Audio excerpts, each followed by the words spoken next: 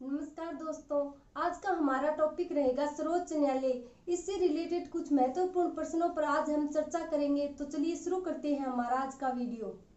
हमारा पहला प्रश्न है, केंद्र की न्यायपालिका का उल्लेख संविधान के किस भाग में है?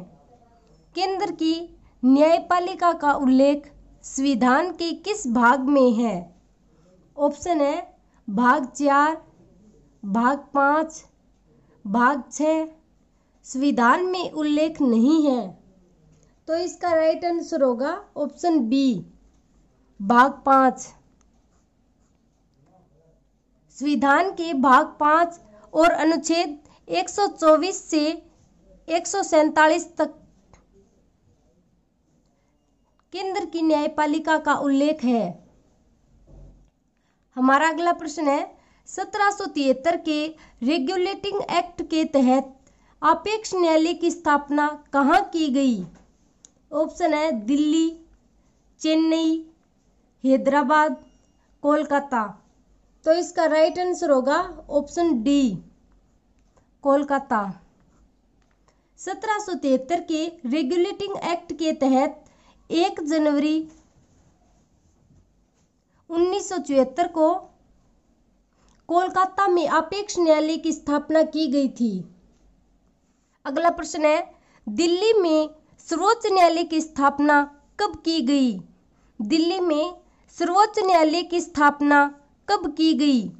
ऑप्शन है 25 जनवरी 1950, 26 जनवरी 1950, 28 जनवरी 1950, 1 फरवरी 1950।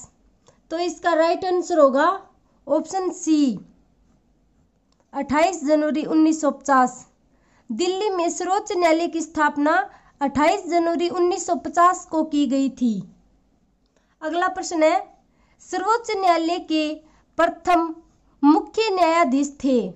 सर्वोच्च न्यायालय के प्रथम मुख्य न्यायाधीश थे Maurice Gwyer, Hiralal J Kania, Elijah Impey, Ajit Nath रे।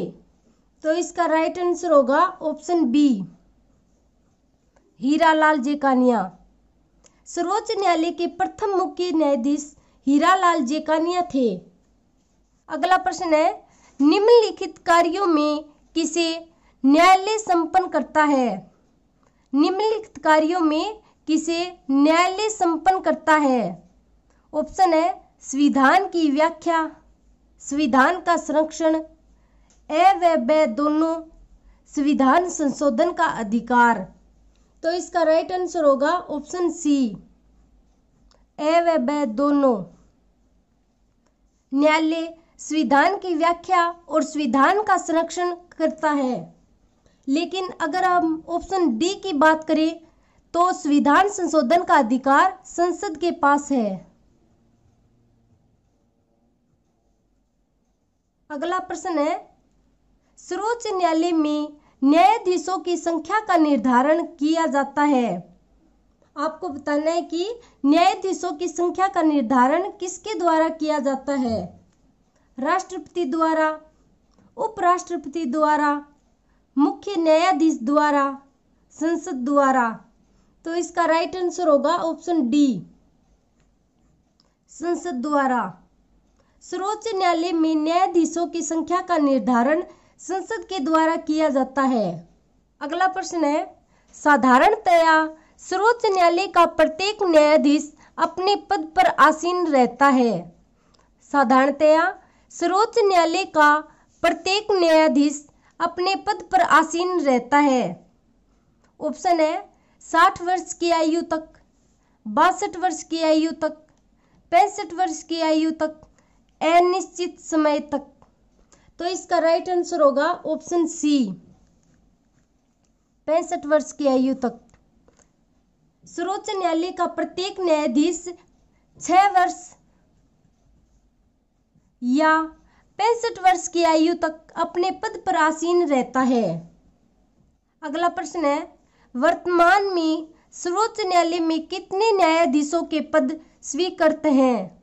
वर्तमान में सर्वोच्च न्यायालय के कितने न्यायाधीशों के पद स्वीकृत हैं? ऑप्शन है 33+1, 30 + 1, 24 + 1, 17 + 1। तो इसका राइट आंसर होगा ऑप्शन ए 33 + 1। वर्तमान में सर्वोच्च न्यायालय में 33 + 1 पद स्वीकृत हैं। 33 अन्य न्यायाधीश और एक मुख्य न्यायाधीश। अगला प्रश्न है, उच्चतम न्यायालय के मुख्य न्यायमूर्ति की नियुक्ति सामान्यतः किस प्रकार होती है? उच्चतम न्यायालय के मुख्य न्यायमूर्ति की नियुक्ति सामान्यतः किस प्रकार होती है? चुनाव द्वारा, वरिष्ठता के द्वारा, पदोन्नति द्वारा, उपयुक्त किसी प्रकार से नहीं। तो इसका राइट आंसर होगा ऑप्शन बी वरिष्ठता के द्वारा। मुख्य न्यायमूर्ति की नियुक्ति सामान्यतः वरिष्ठता के आधार पर की जाती है, लेकिन यह आवश्यक नहीं है क्योंकि इसकी नियुक्ति के संबंध में वरिष्ठता का 2 बार उल्लंघन हो चुका है। हमारा अंतिम प्रश्न है, देश के किसी भी न्यायालय में चल रहे वाद को अन्यत्र भेजने का अधिकार किसके पास है? देश के किसी भी न्यायालय में चल रहे वाद को अन्यत्र भेजने का अधिकार किसके पास है? ऑप्शन है राष्ट्रपति, संसद, सर्वोच्च न्यायालय, उच्च न्यायालय। तो इसका राइट आंसर होगा ऑप्शन सी सर्वोच्च न्यायालय। धन्यवाद।